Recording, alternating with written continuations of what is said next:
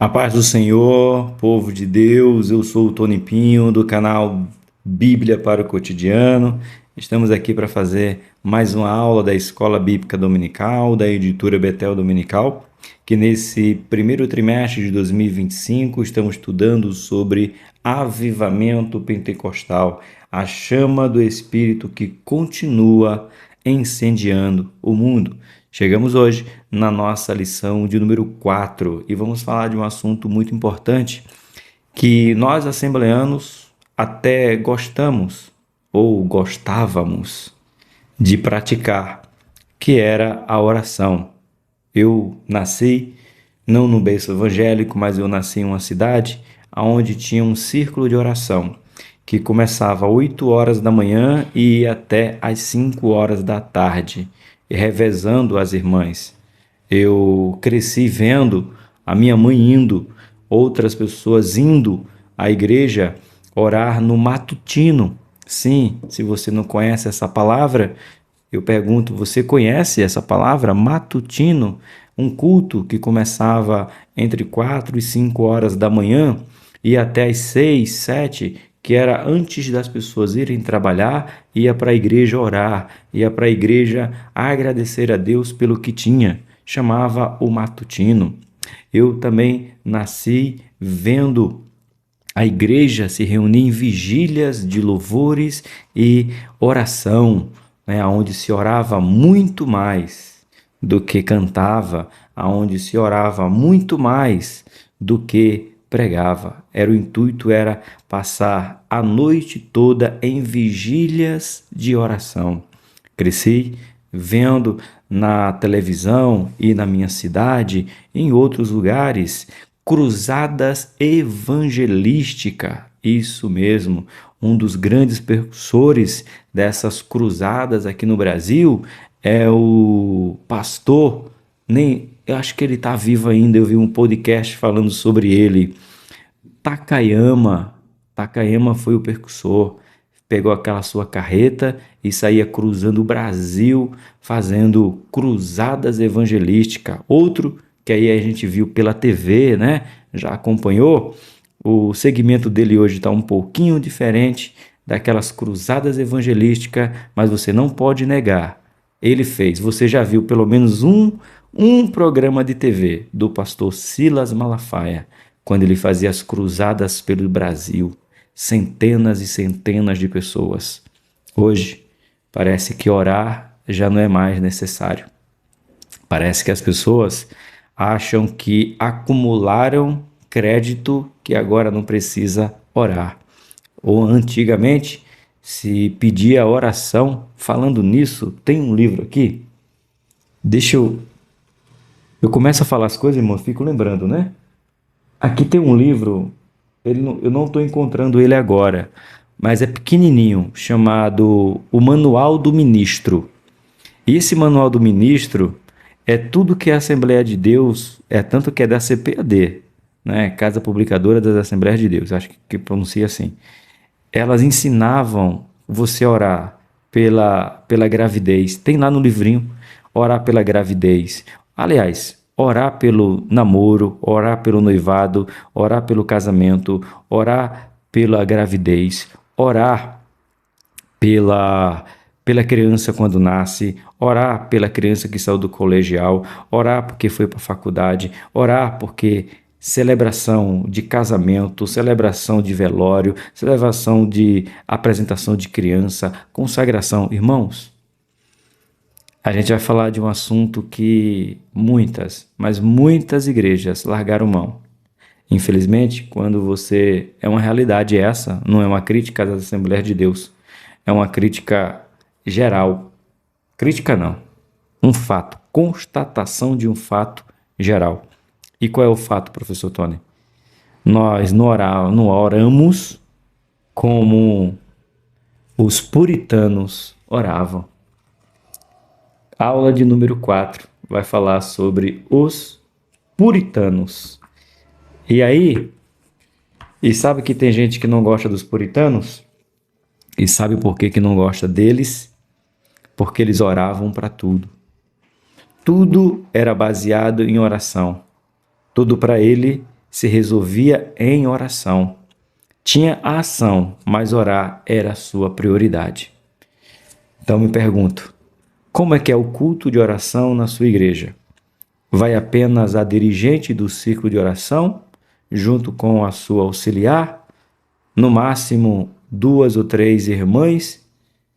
Ou os cultos de oração de sua igreja são fervorosos como o culto do janeiro com Deus, do janeiro profético? É na mesma proporção? Aí muitos dizem assim: é por causa do horário. É verdade? E se o pastor mudar o horário do ciclo de oração, em vez de ser 8 horas da manhã, como é o costume da grande maioria das igrejas, e colocar ele para ser 8 horas da noite, você vai orar? A igreja vai estar como é no domingo? E se o pastor decidir que domingo que vem não vai ter culto do jeito que nós conhecemos, canta os departamentos, se dá oportunidade para a ministração da palavra, e se o pastor disser hoje não tem isso, hoje entra todo mundo, quem for chegando vai se ajoelhando, que a gente vai orar. Vou falar do horário da minha igreja, tá? Aí você leva isso para a sua. Das 6 da tarde até 8h30 da noite, a igreja vai estar de joelho. Depois a gente levanta, canta em fervente oração, dou a bênção apostólica e vocês vão embora. Pergunta: quantos? A pergunta é: quantos? Vou fazer de novo. A pergunta é: quantos sairão satisfeitos e dirão: o culto hoje foi uma bênção? Pensa. Aí tem gente que não gosta dos puritanos dizendo que eles eram legalistas, fazia por fazer. Ou é porque nós não fazemos que dizemos que o outro é legalista? Pensa nisso. Seja bem-vindo à aula de número 4. Eu espero que não doa muito, mas é um fato. Estamos precisando voltar à prática da oração. Isso aí é indiscutível. Bora para a lição? Essa lição de número 4 será aplicada na sua igreja no dia 26 de janeiro de 2025. O título principal da oração é O Puritanismo, um movimento de pureza espiritual e vida dedicada a Deus. Nosso texto áureo hoje é de Salmo 85, verso 2, e é uma pergunta do salmista. E olha a pergunta, que pergunta? Não tornarás a vivificar-nos para que o teu povo se alegre em ti? Poderíamos até parafrasear no texto que diz: aviva a tua obra, ó Senhor, no meio dos séculos. O salmista só faltou declarar assim: tu não vais, Senhor, vivificar-nos para que o teu povo te sirva? E Deus chama o povo para a oração, mas está faltando o povo querer orar. Verdade aplicada de hoje: na vida cristã, sempre haverá necessidade de renovação, correção e retorno a práticas bíblicas esquecidas ou pouca enfatizada. Pois é, esquecida ou pouco enfatizada. Mas vamos falar sobre os puritanos que assim fizeram. Os objetivos de hoje são 3. Compreender o surgimento do movimento puritano. Segundo objetivo, ressaltar a visão dos puritanos. E o terceiro objetivo, identificar as raízes do puritanismo. Já digo de início que os puritanos, eles levaram uma vida muito piedosa, uma vida que veio pós-reforma, né? Aqui você teve a aula passada sobre os pré-reformadores e os reformadores. John Wycliffe, Rússio, Savonarola, até chegar em Lutero e Calvino, enfim. Agora você vai ter o que aconteceu depois desses homens, depois que a igreja se rebelou, ou alguns homens se rebelaram contra a igreja, mostrando a verdade, protestando, podemos colocar a palavra correta? Protestando contra a que a igreja estava fazendo da igreja, que não era igreja, veja só. E aí aconteceu o quê? Aconteceu que alguns lugares foram aceitos, outros lugares nem tanto. Então os puritanos vieram dizer assim: olha, precisamos reorganizar, precisamos mostrar para que foi que serviu a reforma, o protesto. Precisamos dar uma mudada, aliás, precisamos reensinar. Sabe o que eu vejo os puritanos? Lógico que eu não vou comparar a obra dos puritanos com a palavra, né? A palavra é a palavra. Mas é quando Paulo manda para Timóteo: coloca em ordem o que ainda não está, né? Foi colocado, foi ensinado, mas ainda faltava algo, sabe? Quando Paulo escreve para Timóteo: Timóteo, eu te deixo aí para que tu coloque em ordem o que ainda não está.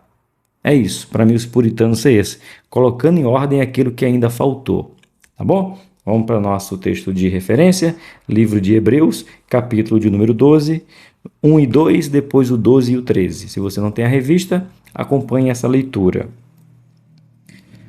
Portanto, nós também, pois que estamos rodeados de uma tão grande nuvem de testemunhas, deixamos todo o embaraço e o pecado que tão de perto nos rodeia e corramos com paciência a carreira que nos está proposta.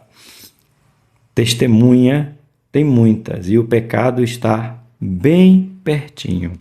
Verso 2: olhando para Jesus, autor e consumador da fé, do qual, pelo gozo que lhe estava proposto, suportando a cruz, desprezando a afronta, assentou-se à destra do trono de Deus. Agora vamos lá para o 12 e o 13. Portanto, tornai a levantar as mãos cansadas e os joelhos desconjuntados. Fazei veredas direitas para os vossos pés, para que o que manqueja se não desvie inteiramente, antes seja sarado.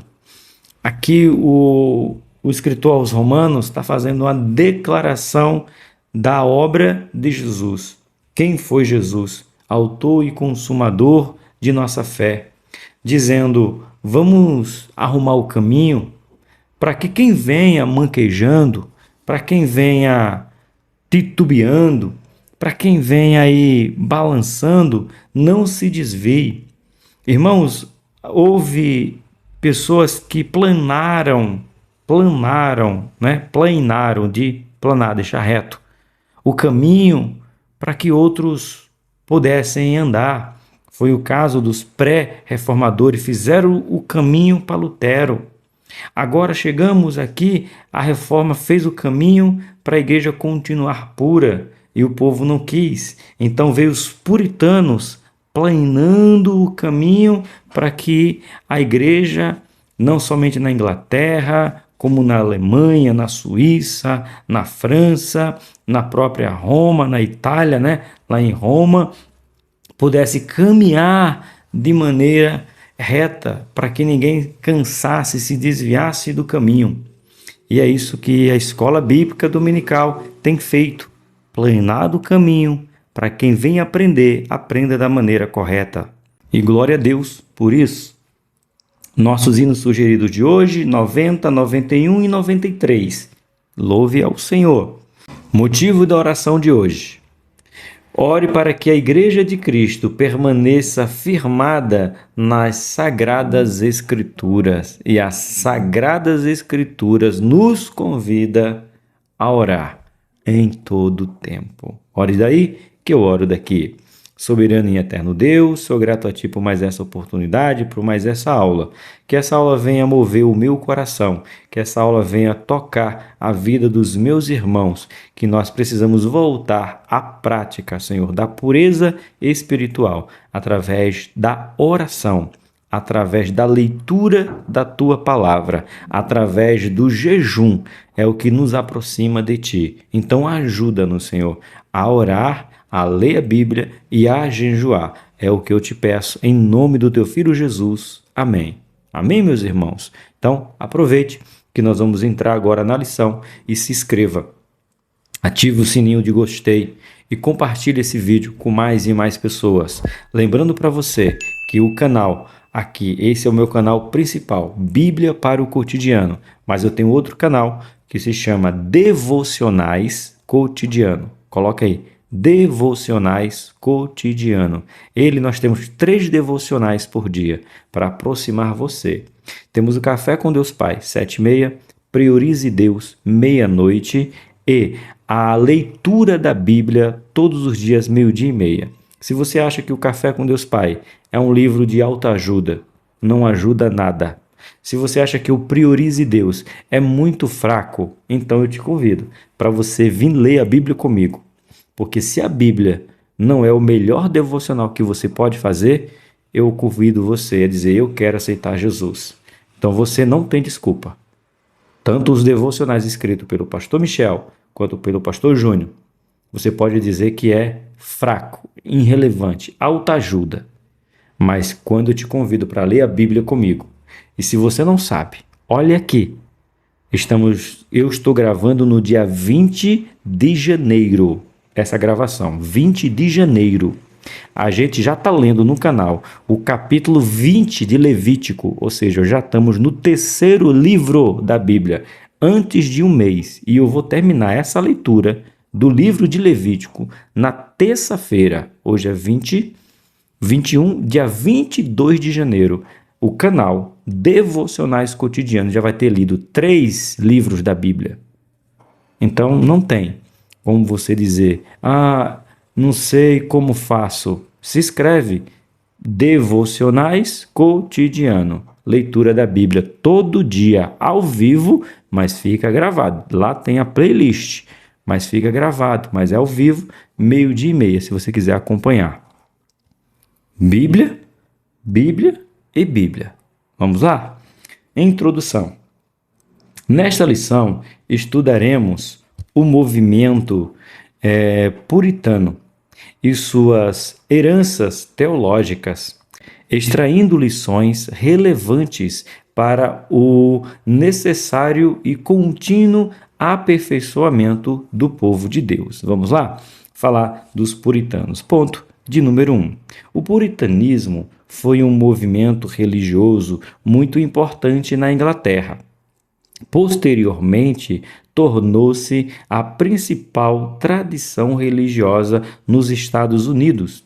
Seus ensinamentos, sedimentos e necessidade de pureza e retidão do indivíduo, da igreja e da sociedade. Primeiro, o indivíduo, a pessoa, o Tony. Depois, a igreja, AD Inamar São Bernardo do Campo, Adebrais São Bernardo do Campo. Depois, a sociedade aonde eu estou vivendo. Então, há uma escala. Primeiro, o indivíduo, o um. Depois, a igreja, a comunidade religiosa. E depois, a sociedade onde estamos inseridos. Então, servir a Deus é impactar a mim, a igreja que eu faço parte e a sociedade aonde nós convivemos. Lembrando que eles começam na Inglaterra e se estende aos Estados Unidos. Dos Estados Unidos se espalha ao mundo esse estilo de vida, certo? Vamos lá, 1.1. O início do movimento.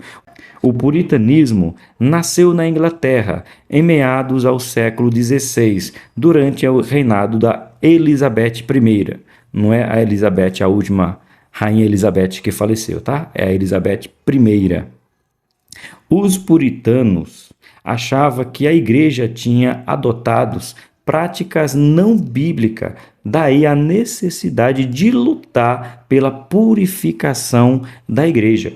Por isso, era necessário renunciar a elementos arqueológicos e litúrgicos e a formalidades contraditórias com a singeleza e a pureza da Bíblia.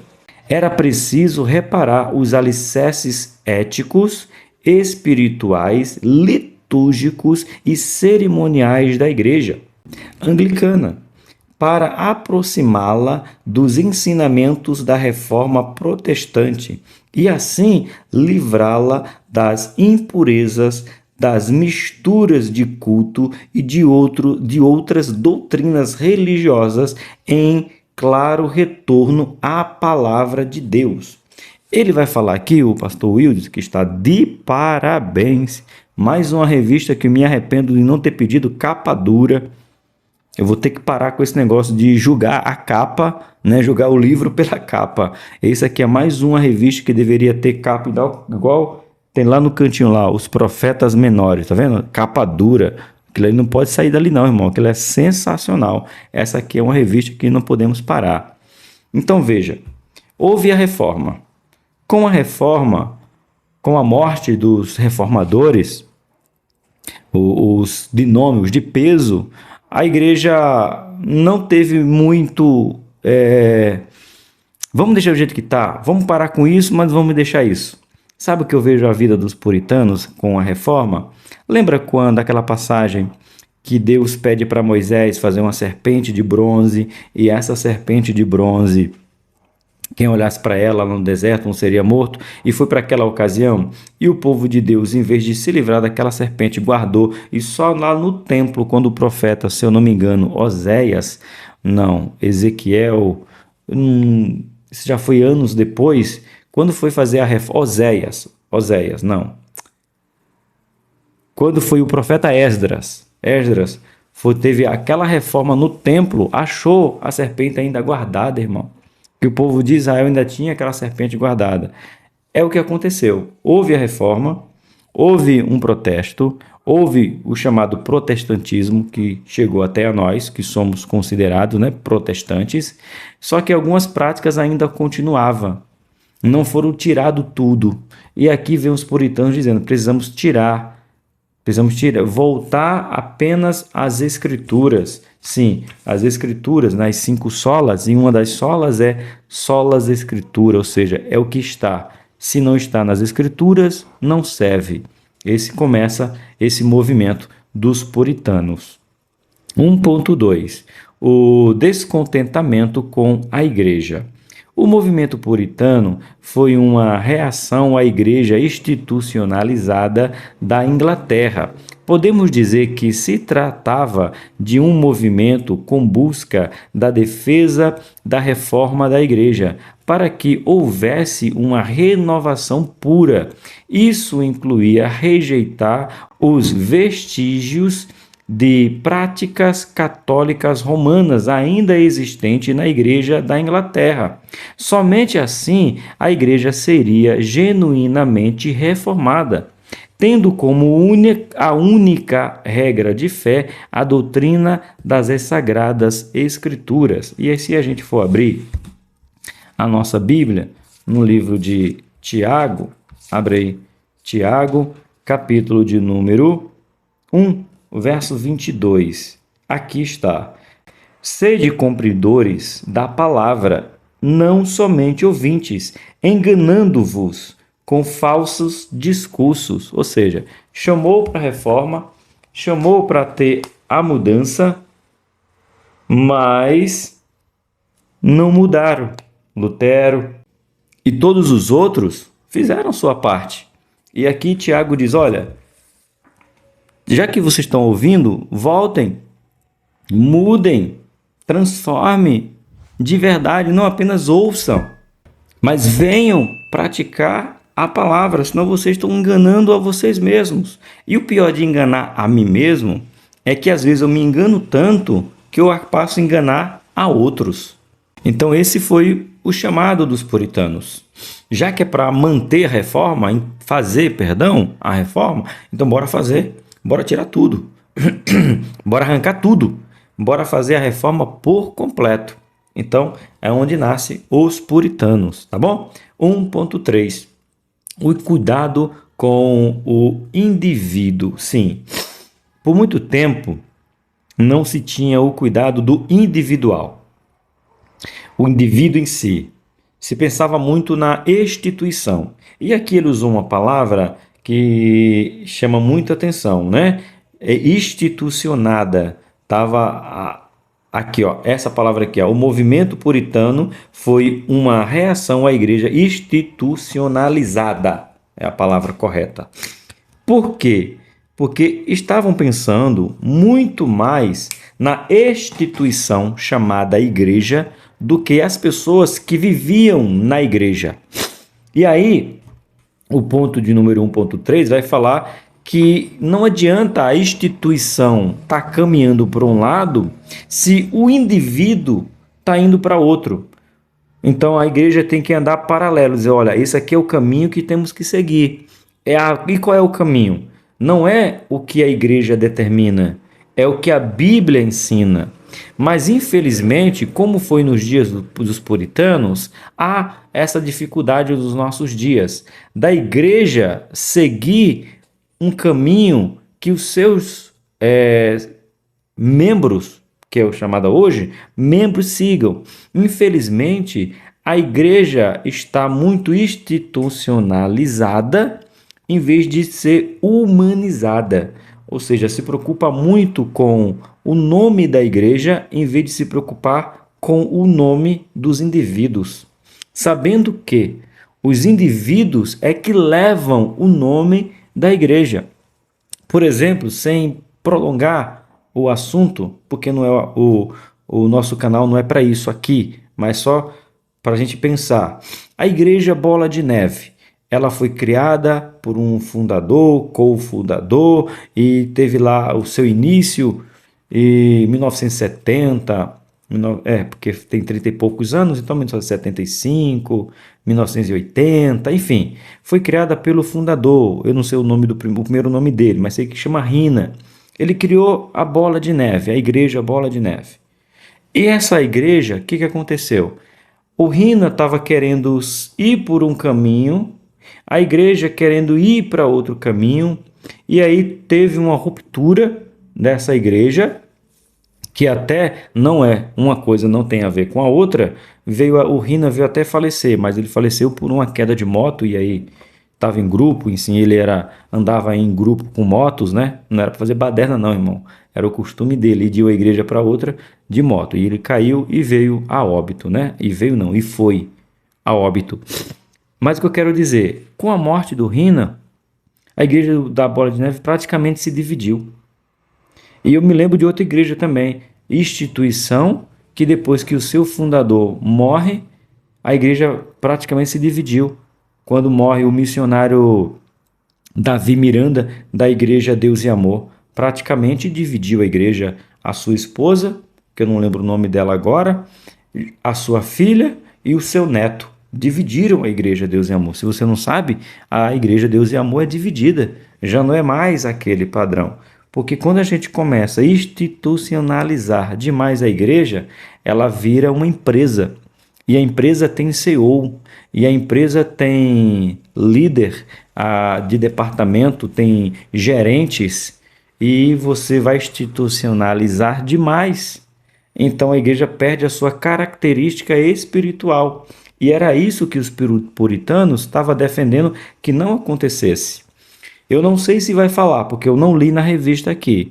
Mas quando nós vamos falar da Rua Azusa, não é essa lição, da lição da Rua Azusa, eu li o documentário e uma das queixas, das reclamações lá, melhor, uma das orientações, eu não vou lembrar o nome do moço agora, quando for na aula lá eu vou trazer para você, ele diz para Wesley, não institucionalize a igreja. A hora que você institucionar, a igreja vai parar. E foi isso que aconteceu. O Wesley institucionou a igreja, as pessoas quiseram que ele fizesse isso, acabou o movimento da Rua Azusa, o grande avivamento. Foi por causa disso aqui. E a pergunta, e as nossas igrejas não estão muito institucionalizadas, ou seja, com título CEO, presidentes? Irmãos, os puritanos lutavam contra isso. É uma verdade, viu? Olha aí, coisa que eu acho que você não queria ouvir, né? Mas infelizmente nossas igrejas estão muito institucionalizadas. Virou mais empresa do que igreja. Continuando aqui, ó. Os puritanos, além de se preocupar com a reforma da igreja, também se preocupavam com a integração do indivíduo na família e na sociedade. Em busca de uma reforma consistente, a teologia puritana era composta por 4 visões fundamentais. Vamos anotar essas 4 visões? Deixa eu pegar essa caneta aqui. Perdão pelo nariz, mas um sol em São Paulo, fui tomar um banho gelado. Fiquei com o nariz assim, como é que pode, gente? É só coisa de São Paulo mesmo, né? Nós tomávamos banho nos tanques, lá em Pernambuco, no Rio, e nós não ficava assim. Tomei banho e vim gravar a aula, com o calor que tá aqui domingo, tô gravando domingo, que tá aqui em São Paulo. Fiquei com o nariz. Que coisa, hein? Então, perdão se minha voz tá fanha e o nariz tá fungando. Não tem nada, irmão, só tá... É o tempo de São Paulo, então perdão, tá? Vamos lá para as 4 bases que o puritanismo separava para que a igreja, aliás, defendia para que a igreja continuasse sendo a igreja. Primeiro ponto, a salvação pessoal pela graça de Deus. Pronto, é pela graça, né? E a gente pode pegar até a aula de passada, Romanos capítulo 1, verso 7, o justo viverá pela fé. De fé em fé, o justo viverá pela fé. A gente pode pegar até mesmo esse texto aí, que o justo viverá pela fé. Mas a gente também pode pegar aqui, deixa eu achar um texto aqui para você. Não, vai estar para cá. O texto que eu estou pensando é Efésios. Isso. Efésios capítulo número 2, o verso de número 8 e 9. Efésios capítulo 2, 8 e 9. Está aqui embaixo, ó. Porque pela graça sois salvos por meio da fé, e isso não vem de vós, é o dom de Deus, nem vem das obras, para que ninguém se glorie. Então, era isso que ele defendia, não é por obra, é pela fé. E a fé é um dom dado por Deus. Segundo, a doutrina da suficiência das Escrituras deve repousar no centro do que significa ser protestante. Aí vai para Timóteo. Timóteo, eu estava falando isso na aula passada, né? Na verdade, até hoje, domingo, eu dei aula de manhã na nossa igreja. Eu que dei a aula de número 3 da nossa igreja. Eu estava falando, a gente vai usar pouca Bíblia, porque lá era fatos históricos sobre os pré e os reformadores. Aqui já precisamos ler mais Bíblia, porque aqui a gente vai entender o que os puritanos separavam, não que os nossos irmãos pré-reformados e reformados, né, pré-reforma e reforma, não fosse bíblico, né, que a briga dele era só a escritura. Mas aqui os puritanos vão usar mais a Bíblia para a gente estudar. Segundo Timóteo, não primeiro. Segundo Timóteo, capítulo número 3, o verso 15 a 17. Escrito está: o que desde a tua meninice sabes as sagradas letras, que podem fazer-te sábio para a salvação, pela fé que há em Cristo Jesus. Toda a Escritura divinamente inspirada é proveitosa para ensinar, para redarguir, para corrigir, para instruir em justiça. Até o 17? Até o 17. Para que o homem de Deus seja perfeito e perfeitamente instruído para toda boa obra. Aonde? Nas letras. As letras nas escrituras é que nos torna aqui, ó, homens perfeitos, instruídos para toda boa obra, certo? Parece as 5 solas, né? Mas aqui é o puritanismo purificando o que sobrou da Igreja Católica por causa da Reforma. O terceiro ponto, a Igreja aponta para o que está posto nas Escrituras, amortizando o conceito de tradição. João 17:17. Abre aí, João 17:17. Escrito está: santificai-vos na verdade. A tua palavra é a verdade. Veja o quanto os puritanos buscavam a Bíblia, o respaldo bíblico, o que diz a Bíblia. Se a Bíblia diz, então tem que ser. No final desse ponto, eu quero comentar algo que precisa de um alerta. Bora lá. Ponto 4. A sociedade é um todo agregado para que o Senhor seja glorificado em todas as áreas da vida humana. Aí é 1 Coríntios. Abre aí. Vamos lá. Romanos, Coríntios. 1 Coríntios, capítulo de número 10, verso 31. 10, 31. Portanto, quer comeis, quer bebeis, ou façais outras qualquer coisa, fazei tudo para a glória de Deus. Eu já falei isso e vou repetir. O seu comer glorifica a Deus. O seu beber glorifica a Deus. A sua vida não tem que glorificar a Deus apenas com as suas palavras. A sua vida tem que glorificar a Deus com as suas ações, com as suas atitudes, com a sua postura. Tem que glorificar a Deus. Isso era o que defendia os puritanos e tudo que ele defendia está registrado na palavra. Voltando aqui para um ponto de observação com relação à palavra, os meus irmãos pregadores. Eu sou pregador da palavra também, tenho me esmerado, tenho me dedicado à palavra de Deus e a gente está vendo algumas coisas muito graves nas nossas igrejas. Assembleia de Deus, eu estou falando para nossas assembleias. Sou assembleiano, como eu já falei, de que ministério sou, quem é o meu pastor, enfim. Veja bem, irmãos, nós pregadores, nós temos que tomar cuidado quando nós formos dizer algo que é um fato histórico, que o historiador fulano de tal disse, que os pesquisadores fulano de tal disse, lido no livro tal disse. Porque às vezes nós argumentamos algumas coisas como se fosse da Bíblia. Por exemplo, eu vou dar 2 exemplos simples, que quando se fala, parece que está na Bíblia.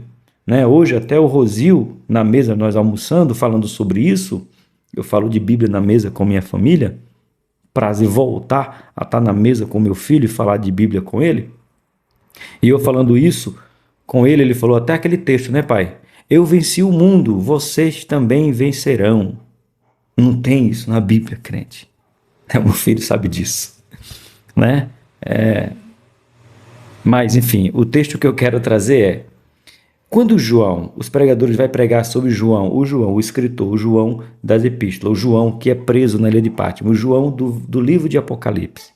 Quando diz que João foi lançado no tacho fervente e João não se queimou, porque aonde está escrito? Irmãos, eu não estou anulando um fato histórico, um relato histórico, mas os irmãos pregam como se fosse, aliás, como se estivesse escrito no livro de Apocalipse. Não está, irmãos. Os historiadores, os estudiosos dizem que antes de João ser lançado na ilha de Pátimo, ele foi lançado num tacho fervente. Mas aonde está escrito isso aí? Quem é a fonte? Você já ouviu isso, não já? Mas está escrito aonde? Qual é o livro que está escrito que João foi jogado num tacho de fogo, de óleo fervente? Aonde? Qual é o livro? Ah, professor, não está na Bíblia. É por isso que eu estou dizendo. mas eles pregam como se tivesse na Bíblia, e não está na Bíblia. Isso é um fato histórico que nem eu me dei o trabalho de procurar saber quem foi que escreveu isso, se está nos apócrifos, se qual foi o historiador, porque eu nunca disse. Então, porque eu nunca disse, eu nunca me preocupei em saber quem foi que disse. Infelizmente, tem pregadores pregando como se isso estivesse na Bíblia, mas não tem, tá? João foi jogado no tacho de fogo, não está na Bíblia. Então, precisamos, como os puritanos, voltar para o que está escrito na palavra. Os fatos históricos são importantes, são necessários, mas cite a fonte, pregador. Cite de quem foi que disse. Outra coisa que se fala, parece que está escrito na Bíblia e não está. Pedro disse que não era digno de ser crucificado como Jesus e pediu para ser crucificado de cabeça para baixo. Está escrito aonde na Bíblia? Qual é o livro e o capítulo? Qual é o versículo que está dizendo? Mas os irmãos pregam, isso é fato histórico. Um historiador, a história, mas pergunta, eu não sei. Também nunca preguei sobre isso, então nunca me interessei, porque todas as vezes que eu vou pregar sobre um fato histórico, eu tenho que mencionar quem foi o historiador. Então estão pregando duas coisas como se tivesse na Bíblia e não estão. Isso eu estou citando duas. Pedro crucificado de cabeça para baixo não está na Bíblia. E João jogado no tacho fervente de óleo também não está na Bíblia. Pelo amor de Deus, pregadores. Pode dizer que aconteceu, mas diga onde que está escrito. Quem foi que escreveu? Ok? Voltando para as Escrituras. Me parece que os pregadores de hoje, a Bíblia para mim é insuficiente, irmãos. Perdão, deixa eu mudar a frase, que não é para mim, para eles. A Bíblia não é suficiente, eu tenho que trazer histórias fora da Bíblia, porque a Bíblia não é suficiente para convencer mais o homem do pecado, da justiça e do juízo. Parece que a Bíblia só a Bíblia não leva ninguém a se arrepender dos pecados, a se converter, a trazer luz para a sua vida, sair da escuridão. A Bíblia quando um pregador fala isso, ele está dizendo a Bíblia não é suficiente. Eu preciso de fatos históricos para que valide o que eu estou dizendo, porque a Bíblia por si só não é suficiente. Os puritanos lutavam por isso. Será que a gente não precisa lutar para dizer, está escrito aonde, meu irmão? Está escrito aonde? Não tem. Então, cuidado, pregadores. Meus irmãos, eu sei que vocês talvez estejam sendo surpreendidos com essa informação, mas nenhuma das duas, nem Pedro e nem João, está escrito na Bíblia. Um foi crucificado de cabeça para baixo e o outro foi jogado no tacho de óleo. Não está, viu? Não está. Então, quando um pregador na sua igreja pregar, quando terminar o culto, pergunta, pregador, me mostra aqui na Bíblia. Ah, não tem. E quem foi o estudioso que escreveu? Qual foi o livro? Qual é a fonte? Pastores que estão me ouvindo, cuidemos da palavra de Deus, que está sendo pregado coisa que não está nela. Ponto de número 2. O movimento visionário. O puritanismo desejava transformar o indivíduo numa ferramenta que servisse à vontade divina, sendo posteriormente empregada para transformar toda a sociedade. O puritanismo, ele podia pegar até uma frase do Lutero, né? O Lutero, em um dos seus textos, diz que um sapateiro perguntou para Lutero, eu me converti, eu sou sapateiro, fazia sapatos, né? Lógico. Eu me converti. E agora, como faço para glorificar a Deus? Aí Lutero diz para ele, faça seu melhor sapato, venda ele pelo preço mais justo que tem, e Deus será glorificado pela sua vida. Porque se um sapato, vamos botar um preço atual que fica fácil, né? Se um sapato custa R$100 para ser feito, sob medida, e você vende ele por 300, você acha que é justo esse preço? Ele disse, não, dá para vender por 200, então venda por 200. Quando a pessoa comprar o sapato e olhar a qualidade dele e o valor que ele custa, vai perguntar por quê? Aí você fala que é tudo para a honra e glória de Deus. Então a sua vida, o seu trabalho pode glorificar a Deus. E os puritanos defendiam essa ideia. O meu pastor Eli, que me acompanha aqui sempre, ele é cozinheiro. Cozinheiro, modo de falar, né? Mas ele é chefe, né? Lá, né? Chefe de... quase um masterchef, o meu pastor, né? Pastor Eli, um abraço, me assiste sempre. Amo o Senhor de paixão, em Cristo Jesus, lhe amo de verdade, o Senhor sabe disso. É chover no molhado ele dizer. Mas ele faz, contando outro dia pra gente, de um moço, de alguns casos, né? Não pode dizer aqui que é a vida do trabalho dele, que muitas vezes ele ia lá, pô, rapaz, não vai embora, fica aqui, mas moço, venha, tratando. Ou seja, ele não só é crente, irmão, na igreja, ele é crente no trabalho. Faz comida com cuidado, com amor, com carinho, para que as pessoas comam. E quem fez? Perfeito, porque ele está honrando a Deus com a comida que ele faz. Então temos que honrar a Deus com o nosso trabalho. Essa era a visão dos puritanismo, né? Nessa história macabra, isso aí é macabro, irmão, satânico. Você tem a sua vida espiritual, sua vida secular, sua vida ministerial. Mentira, irmão, é tudo uma vida só. Tu não é do multiverso, da Marvel, que são vários Tonys, vários Elis, que é o meu pastor, é pastor Eli, vários professores. Não. Você é um só, irmão. Então a tua vida tem que ser honrada do jeito só. Essa era a defesa dos puritanos. A evangelização. Qual foi a última vez que você participou de uma evangelização? Apesar que, concordemos, a internet hoje está mais fácil de evangelizar. Mas a pergunta é, qual foi a última vez que você publicou nas suas redes sociais ou mandou no WhatsApp para alguém um texto bíblico de evangelismo? Pronto. Talvez o evangelismo acabou na grande parte do Brasil, mas você tem um celular que tem um WhatsApp que pode mandar um texto dizendo Jesus cura, né? Jesus dizer para ele, olha, Jesus tem a cura para a sua alma, Jesus tem a cura para o seu corpo, Jesus tem a cura para o seu espírito, porque ele diz que levou sobre si todas as nossas enfermidades, nos sarou, nos curou. Então manda um texto para ele. Qual foi o último que você mandou? Um texto bíblico para alguém, certo? Evangelização. Os puritanos eram apaixonados pelo conhecimento de Deus. Eles achavam necessário romper com os princípios dogmáticos da igreja inglesa para levar a outros povos o conhecimento de Deus.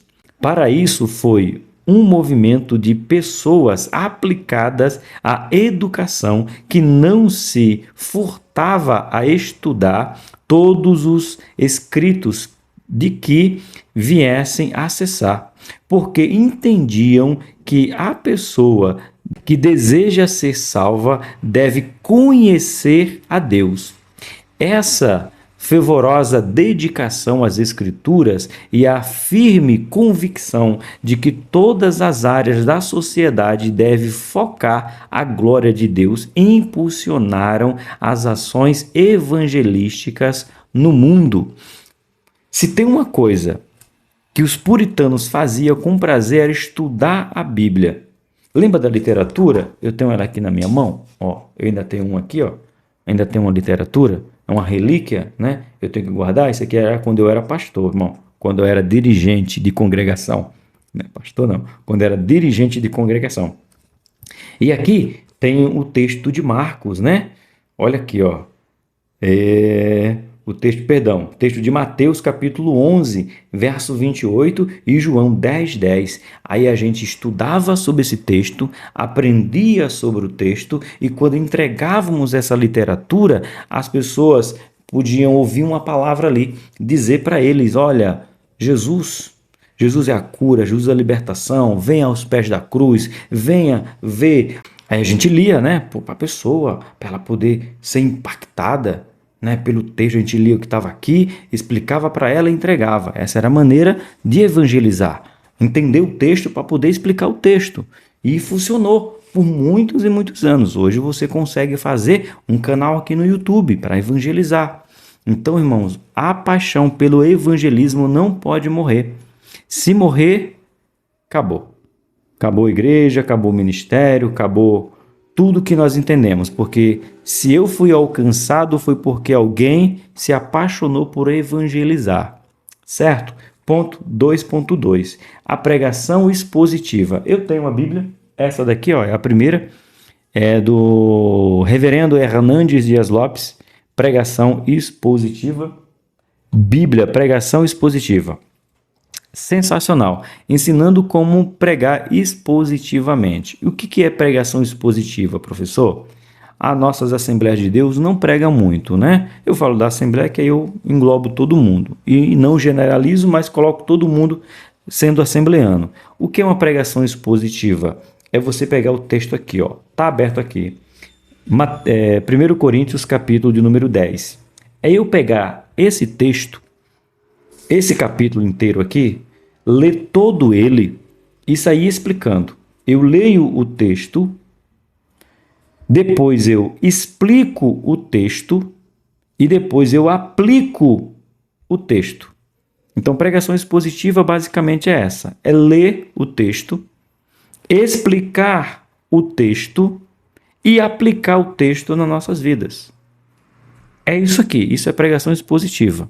E vocês sabem que nós assembleanos, a grande maioria, não sabe pregar expositivamente. A gente prega o tema. A gente pega um tema, ou a gente diz, Deus me deu agora, irmãos. Eu estava orando e Deus não falou comigo, agora Deus me deu uma revelação, então abre a tua Bíblia aí, ou fecha a tua Bíblia porque Deus me deu uma revelação. Que é o pior. E não, aqui não. Pregação expositiva era explicar o texto. E a gente precisa voltar a pregações expositivas. Ler o texto. Você já viu aquela pregação, né? Parece brincadeira, mas não é. É para chorar, não é para rir.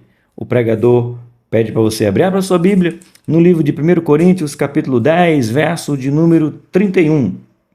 Portanto, quer comeis, quer bebeis, façais outra qualquer coisa, fazei tudo para a glória de Deus. Fecha a sua Bíblia que eu vou orar. Aí ora e depois não manda você mais abrir a Bíblia, viu? Pegou você no pulo.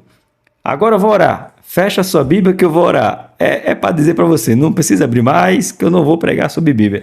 Aí fala, irmão, de carro, fala de casa, fala que teve revelação no monte, fala que teve revelação no vale, fala que foi ao terceiro céu, fala que foi ao quinto dos infernos, fala de tudo menos do texto. Ah, vai dizer que é somente eu que já tive a infelicidade de participar de um negócio desse. Ou seja, não pregar a palavra. Prega o que eu penso, o que eu acho, que talvez, quem sabe. E os puritanos queriam que fosse pregado a palavra. Vamos lá. Os puritanos priorizavam a explicação da palavra de Deus. Aí entra no Salmo 119, conhecido, né? Lâmpada para os meus pés. É o Salmo 119. 119, verso 11.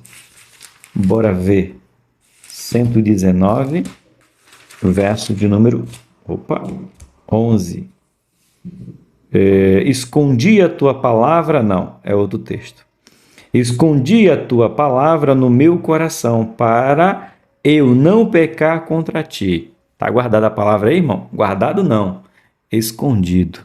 Guardado você deixa em qualquer lugar, qualquer um pode pegar. Recebe aí, irmão, de graça, ó. Eu guardei a minha canequinha aqui.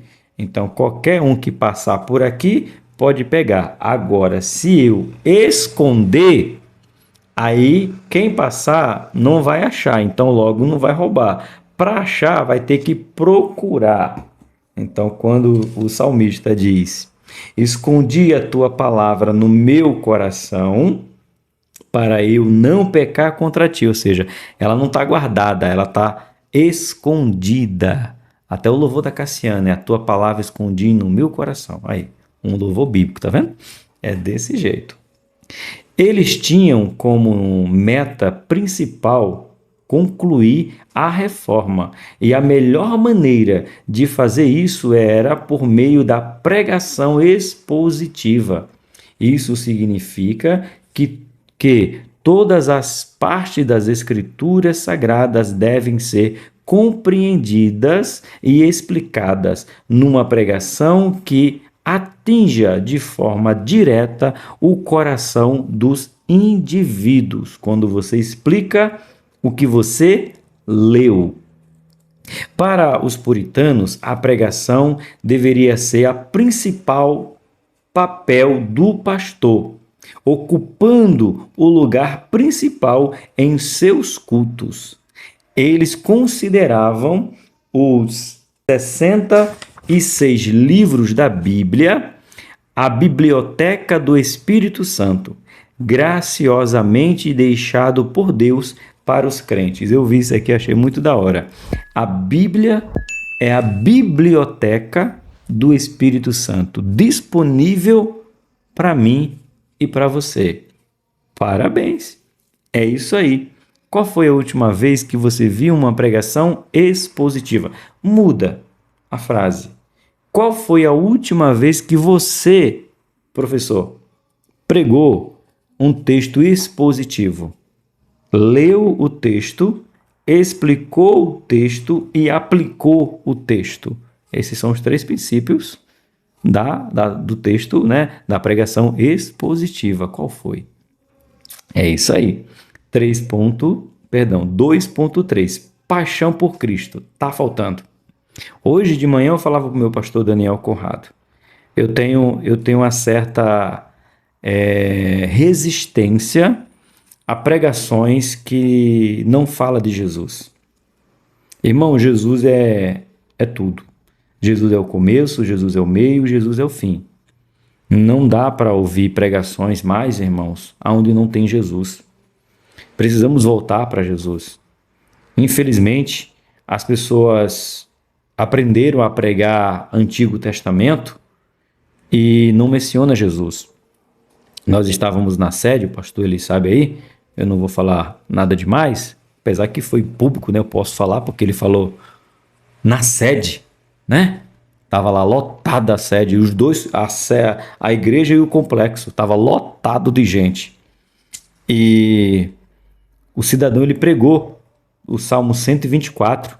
Muito bonito o Salmo 124. Mas eu te pergunto, pastor Eli, você tem que aprender a comentar, pastor Eli. Aprenda a comentar aí. O cidadão não citou Jesus em nenhum momento da igreja, no texto. Nenhum momento.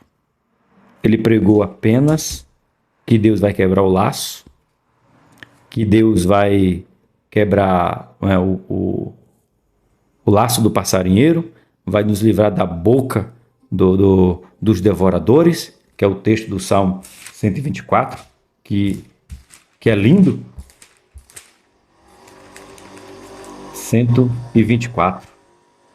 Se não fora o Senhor que estivesse ao nosso lado, ora, diga Israel, se não fora o Senhor que ao nosso lado, quando os homens se levantavam contra nós, eles então nos teriam engolidos vivos.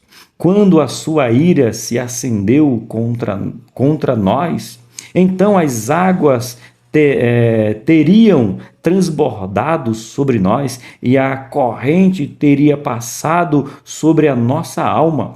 Então as águas altivas teriam passado por cima da nossa alma. Bendito seja o Senhor, que não nos deu por presa aos seus dentes. A nossa alma escapou como um pássaro do laço do passarinheiro. Isso mesmo, o laço quebrou-se e nós escapamos. O nosso socorro está em nome do Senhor, que fez céus e a terra. Lindo! Um texto como esse. Ele não apresentou Jesus uma única vez. Não serve, irmão. Não serve. Se qualquer texto que eu vou pregar, se eu não apresentar Jesus nele, ele não pode ser pregado. Essa é a minha opinião. Apaixonados por Jesus. Jesus é o início da mensagem, o começo e o fim. É Ele. Não tem outra coisa maior do que Jesus. Pois foi Jesus que veio amando de Deus e voltará amando de Deus. Então, Jesus tem que ser o centro das nossas mensagens, certo? É o 2.3. Apaixonado por Jesus. O puritanismo tinha uma ardente paixão por Jesus.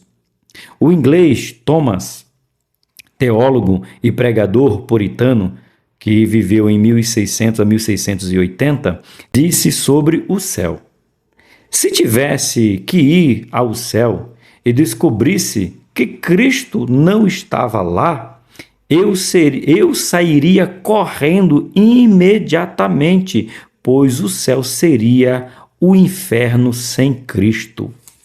Quer isso, gente? Isso quem disse foi um puritano, Thomas. Aí tem um sobrenome aqui que só ele sabe dizer. Tá aqui, eu vou ler de novo para você com calma. Isso que é ser apaixonado por Cristo. Se tivesse que ir ao céu e descobrisse que Cristo não estava lá, eu sairia correndo imediatamente, pois o céu seria o inferno sem Jesus. É Jesus, irmãos. Foi Ele, é por Ele, é para Ele. É Jesus que tem que voltar para o centro das nossas mensagens. O Edson era cristocêntrico, um traço que moldou o coração pastoral. Todo pastor precisa ser apaixonado por Jesus. É Jesus. Ponto de número 3. Aspectos do puritanismo e do pentecostalismo. Bora trazer? Agora já está entrando aqui no Pentecoste, porque a próxima aula vai falar de Wesley. Então, como o ensino bíblico aqui ele é sistemático, então primeiro vai falar do puritanismo, como defender, como se manter puro, como se manter a pureza da igreja, para vir o Pentecoste que nós pentecostais defendemos tanto. Tem uma história por trás disso tudo, tá bom? Diz assim, o ponto 3. Conhecer o movimento puritano nos leva a uma oportuna conexão entre alguns aspectos deste movimento e as raízes do movimento pentecostal do início do século XX. Certamente, isso contribuiu para o exame contínuo de aspectos que, como pentecostais, precisamos conservar ou resgatar por não conhecer a história. Muitos que se dizem pentecostais têm enfatizado equivocadamente a busca por movimentos que vivenciam um mover espiritual. E o avivamento é a paixão pela palavra. É pelo que está escrito, é pelo que Jesus fez, é pelo que os apóstolos fizeram, é pelo que está... Esse é o avivamento pentecostal verdadeiro. É lutar para ver as pessoas apaixonadas pela palavra. 3.1. A doutrina puritana do Espírito Santo. O pentecostalismo é resultante de uma série de movimentos religiosos que surgiram ao longo da história da Igreja. Entre eles, o puritanismo. Embora os puritanos não sejam vistos como pregadores do avivamento, eles buscaram e experimentaram o avivamento.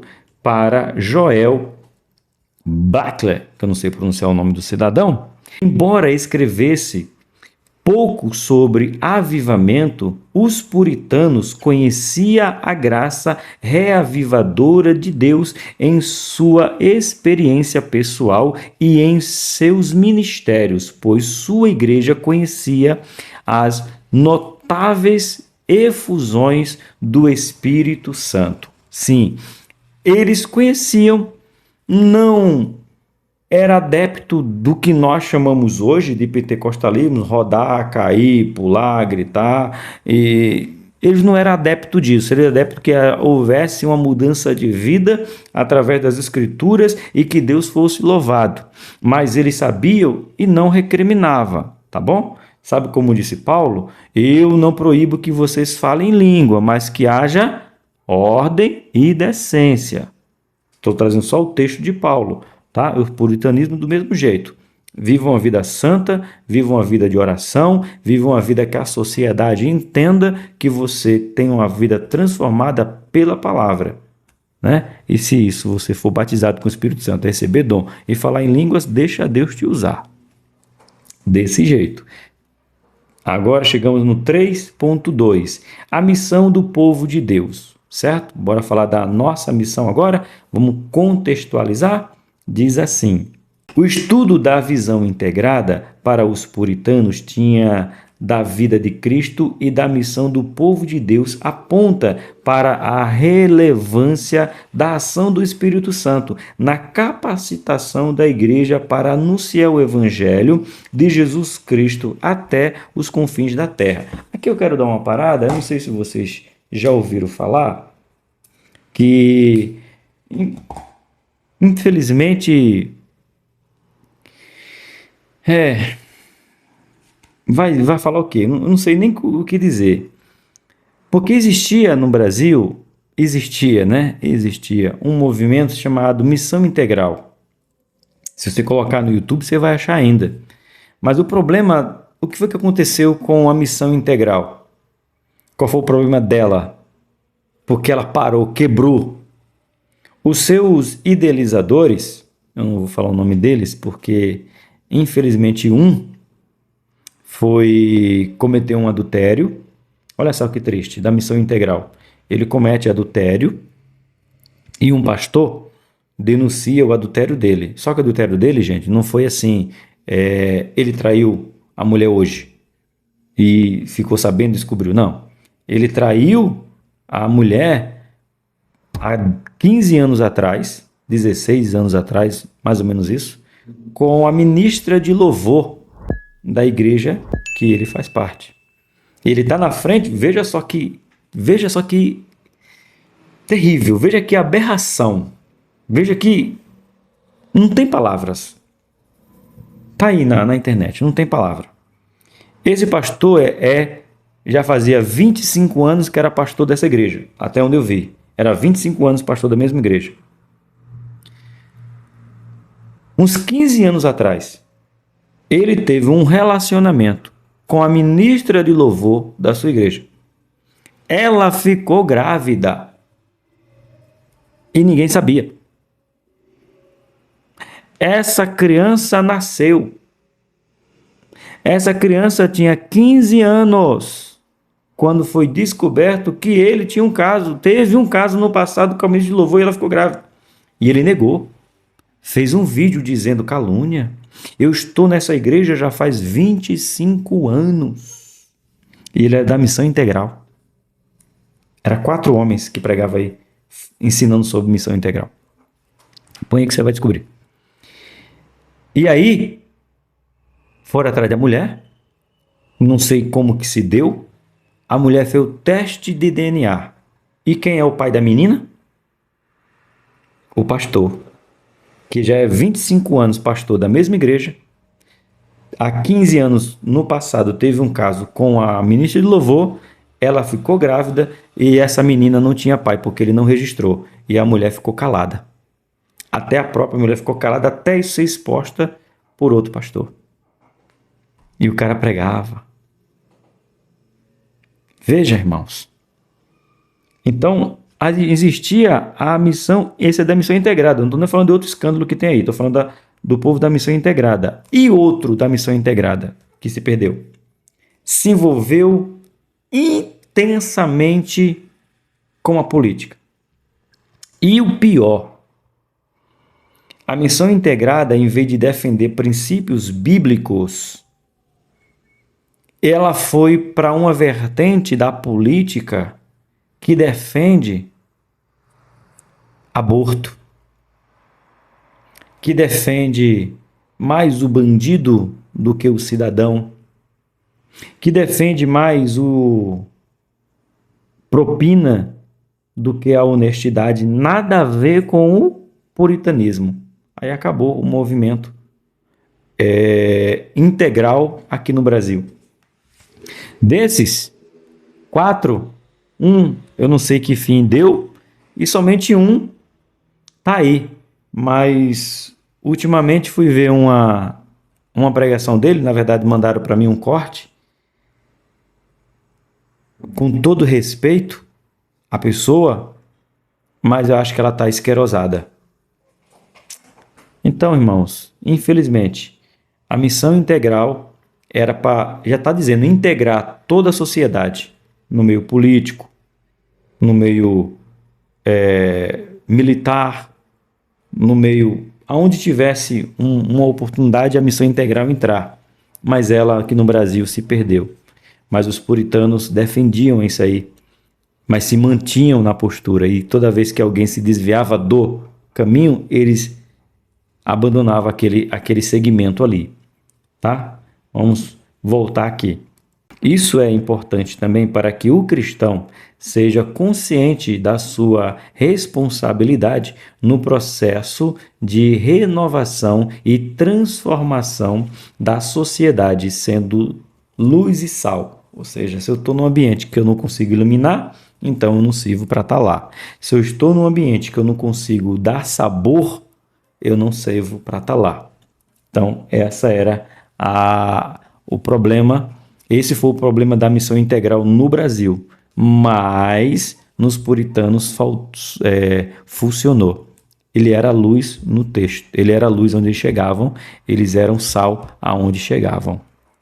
Ponto de número 3. A Bíblia, regra infalível de fé e prática, é a Bíblia.